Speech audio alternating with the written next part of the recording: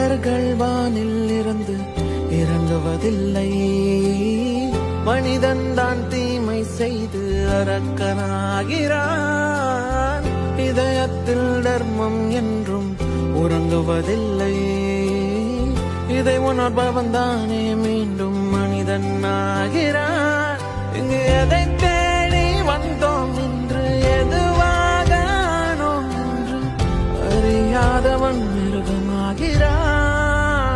நான் யார் இறைவா, விடைத்தா இறைவா, நான் யார் இறைவா, பதில் சொல்ல மண்ணில் வருவாயா. நான் யார் இறைவா, விடைத்தா இறைவா.